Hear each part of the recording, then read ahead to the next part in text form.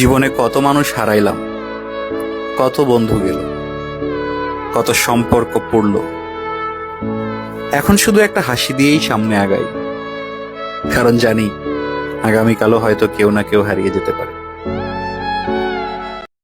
আল্লাহর পথে চললে যে প্রশান্তিটা পাওয়া যায়, এর খবর যদি ইসলামের শত্রুরা জানতো, তাহলে মুসলিমদের কলিজায় পারমাণবিক বোমা মারত। তারা জানে না কি প্রশান্তি এখানে পাওয়া যায়।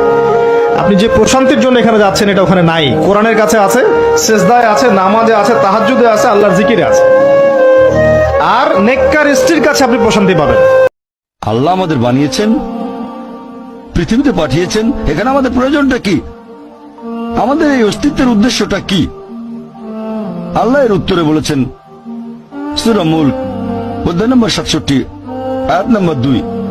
আল্লাহ বলেছেন আল্লাযী খালাকাল মাউতা ওয়াল হায়াতা, যে আল্লাহ সৃষ্টি করেছেন মৃত্যু ও জীবন পরীক্ষার জন্য। কে তোমাদের মধ্যে কর্মে উত্তম? যে আমার উপর জুলুম করছে ওই বিচার আল্লাহ করবে। কে কি বললো ওটা দেখার দরকার নাই। কারো ব্যাপারে কোনো ক্ষোভ, কোনো তিক্ত অভিজ্ঞতা, জ্বালা যন্ত্রণা অন্তরে রাখবেন? রাখলে লাভ না লস? এটা আরো জ্বালা দিবে আমারে, এটা আরো ভেতর থেকে কষ্ট দিবে। It will burn me inside, ভিতরে জ্বালিয়ে পুড়িয়ে শেষ করে দিবে। এগুলো বয়ে বেড়াতে চাই না আমি সব মাফ করে দিতে চাই। চিল্লায় বলো ঠিক কিনা? আপনি আল্লাহর হয়ে যান, নিজেকে আল্লাহর জন্য ওয়াকফ করে দেন, আল্লাহ আপনার হয়ে যাবেন ইনশাআল্লাহ। আপনি মানুষের কাছে আশা করতে গেলেই কষ্ট পাবেন। কেন সে এমন করলো, কেন আমাকে বুঝলো না, কেন সে আমার সাথে খারাপ আচরণ করলো, আমি তার জন্য এত করলাম, সে কেন আমাকে মূল্যায়ন করলো না। আপনি কখনই কষ্ট পাবেন যখন কারো কাছে কিছু আশা